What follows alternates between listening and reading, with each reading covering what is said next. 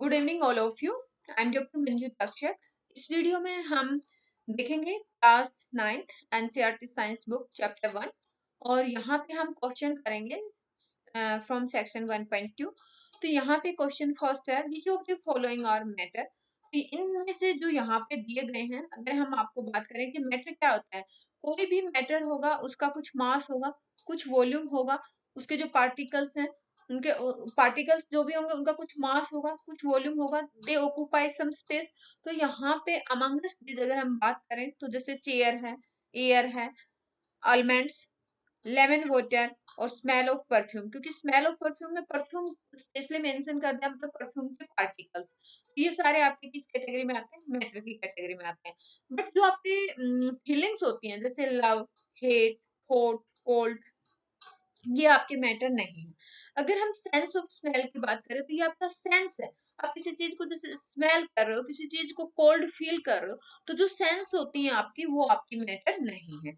Second question है, give reasons for the following observations. इसमें आपसे पूछा गया है कि अगर आपका हॉट सिजलिंग फूड है तो उसकी स्मेल जो है सेवरल मीटर्स तक पहुंच जाती है, लेकिन अगर वही आपका जो कोल्ड फूड है उसकी स्मेल को सेंस करने के लिए आपको फूड के पास जाना पड़ता है। तो ऐसा क्यों होता है?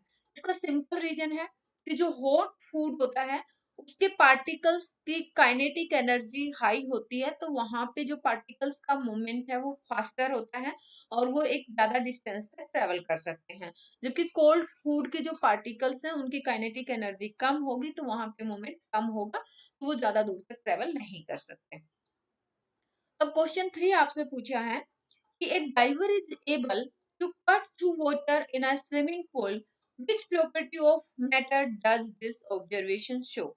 देखिए इसमें होगा क्या कि जो डाइवर है वो स्विमिंग पूल में जब करता है कि मतलब डाइवर होता क्या, गोताखोर होता है।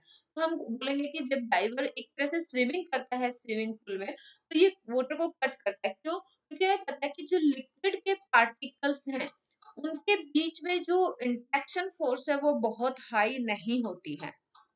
और हमें ये भी पता है कि जो मैटर के जो पार्टिकल्स होते हैं उनके बीच में स्पेस होता है, और जो intermolecular forces of attraction between the liquid particles, यहाँ पे क्योंकि वाटर आपका लिक्विड है तो ये बहुत ज्यादा स्ट्रॉन्ग नहीं है, जिसकी वजह से जो डाइवर्स की फोर्स है, मतलब जो आपका गोताखोर जो जितनी फोर्स लगा रहा है, that force is enough to overcome the जो अट्रैक्टिव फोर्स है बिटवीन द वाटर मॉलिक्यूल्स। तो इसलिए जो डाइवर है that is able, he is able to cut through the water in a swimming pool. तो अभी आई होप कि question आपको क्लियर हो गया होगा। नेक्स्ट क्वेश्चन है, what are the characteristics of the particles of the matter. तो अभी जो हमने पिछली वीडियोस में देखा वो वही देखा है कि मैटर के पार्टिकल्स की क्या क्या कैरेक्टरिस्टिक्स होती है।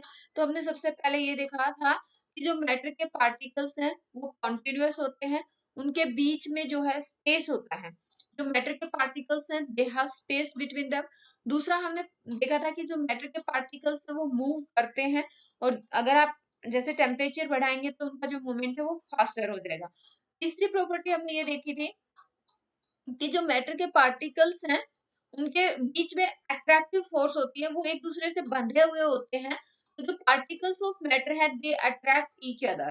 तो यहाँ पे हम बताएंगे कि जैसे भी किसी भी मैटर की स्ट्रेंथ है वो उसी पे डिपेंड करती है कि मैटर के जो पार्टिकल्स हैं उनके बीच में जो अट्रैक्टिव फोर्स है वो कितनी स्ट्रॉन्ग है।